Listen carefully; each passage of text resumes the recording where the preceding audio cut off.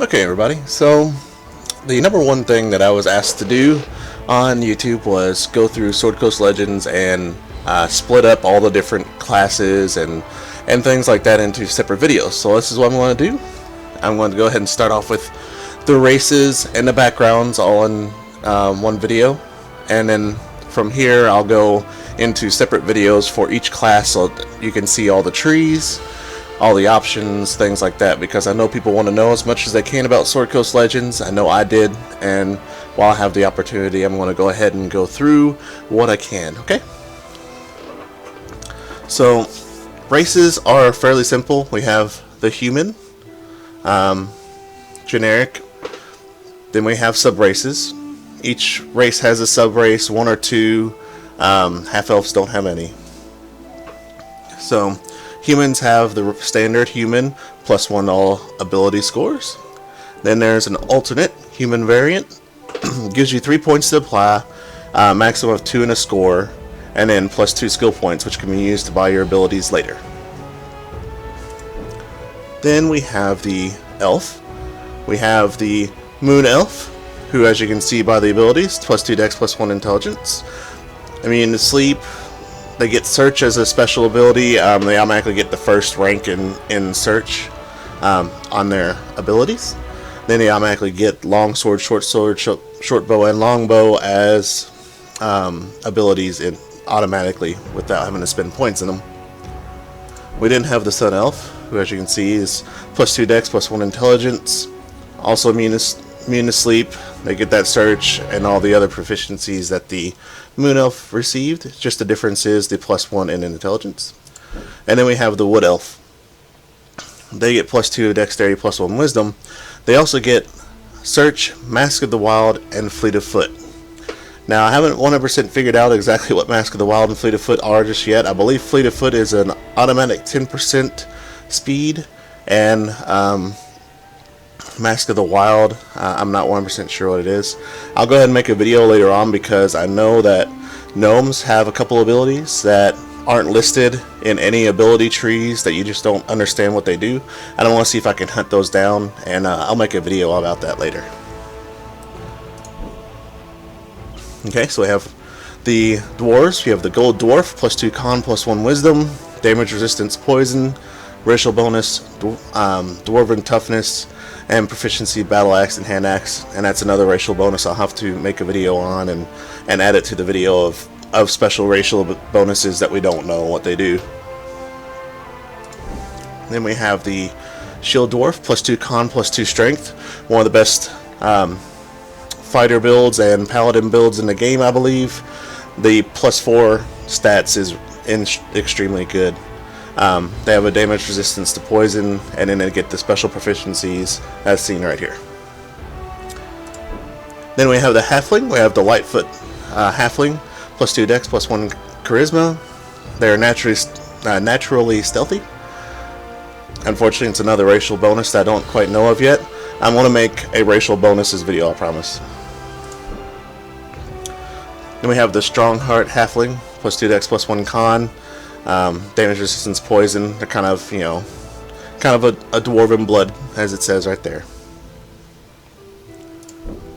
Then we have the half elf, which obviously doesn't have any subrace, but they naturally get plus 2 charisma, 2 points to spend in any ability. They get status immunity to sleep, and they also get racial bonus plus 2 skill points to spend. So that is all of the races. And then I will go ahead and go into backgrounds. We have the Acolyte. Gives you the following: plus 1 wisdom, plus 3 to all healing given, a couple scrolls, and a scroll of shatter. A couple spell scrolls. These are, of course, used in game. Really good for a healer. We have the Charlatan, plus 1 charisma, plus 2 to wisdom and charisma saves, and then 15 starting gold. We then have the Criminal. They get extra gold starting out. They get plus 1 to their dex, plus 2 to their lockpicking. Really good for rogue type characters. We have the Entertainer, plus 1 charisma. Nearby allies heal for 1 hit point every 10 seconds. Closest you can get to being a bard in the game right now. There are no bards yet, but closest you can get to it. And charisma does affect selling and buying costs, so that's where charisma can come very helpful right now, as there aren't any classes that rely on charisma yet, other than the Paladin. Starting gold 10, attribute points, +2/+1 charisma. Is folk hero, really good for paladins. Then we have the Gladiator, gives you +1 strength, 50% bonus experience from defeating beasts, +1 to hit and damage versus beast. Really good for a ranger build if you're going for that type of build, because they do get some bonuses to fighting particular things, and they can get a few more bonuses with the Gladiator. Guild Artisan, +1 intelligence, healing potion, scroll monster, scroll cone of code. As you can tell, really good for a wizard. We have the Guild Merchant, +1 wisdom. Got healing potions, good amount of starting gold, oil sharpness, potion of heal giant strength. That's like +10, I believe, to your strength for 60 seconds or something like that. Really good boost to hits. Not bad for a cleric. We have the Hermit. Obviously, starting gold not great, but +1 to wisdom. They also get the passive bonus of +2 to radiant, necrotic, and psychic damage dealt, and they take 2 less from the same. Not bad for clerics. Can also be somewhat good for particular wizards.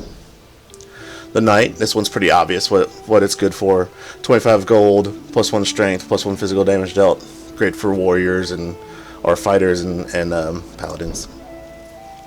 Noble, this is the one where some people were really talking about how they didn't like backgrounds giving extra stats and doing things.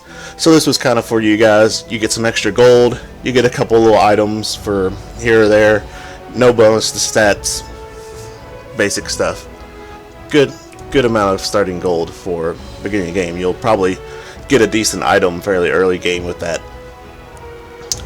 Starting gold 10, +1 con for the Outlander, -2 to all physical damage taken.